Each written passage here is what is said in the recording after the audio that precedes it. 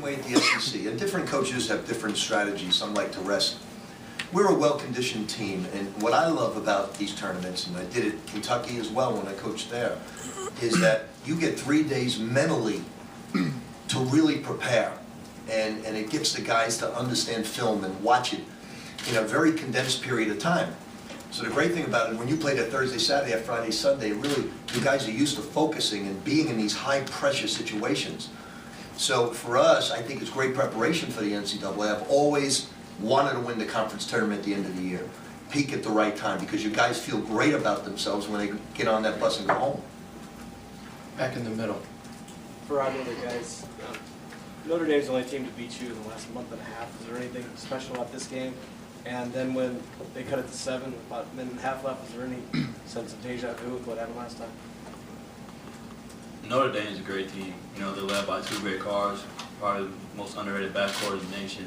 You know, so it was definitely tough playing against them. I mean, they match up so well against us. I think this is my 3rd game that I haven't, you know, out of like 6 or 7 that we haven't went into overtime. So, you know, to really, you know, get into them and beat them today is really something special. And you know, I know a lot of those guys, and you know, we went to camp together, and you know, it's kind of great just to have the bragging rights for, you know, the summer, because I wanted to play them again.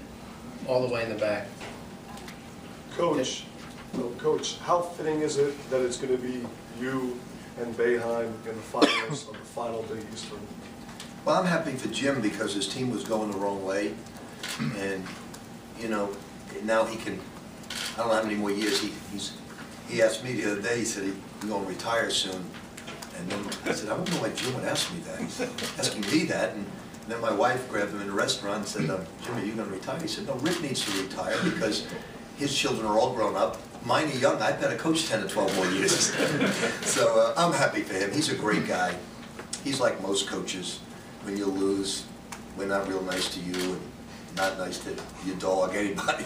But he's a great guy. He really is. I have the cutest story about him that I'll never forget because I was his first assistant coach. And I never forget this as long as I live because you've seen him when he gets upset. Well, we won the Carrier Classic. We won it. And Marty Burns had a great night, and we beat Michigan State. Judd Eagle was the coach.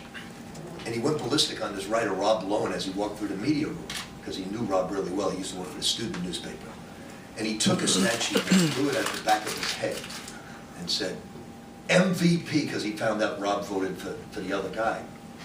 You voted for Irvin Magic Johnson. And he threw the thing. How could you possibly do that over Monty Burns? And as years went by, I kept thinking while I was in the pros, looking at Irvin Magic Johnson, I don't know how he could have voted for him over Monty Burns. It just didn't make any sense.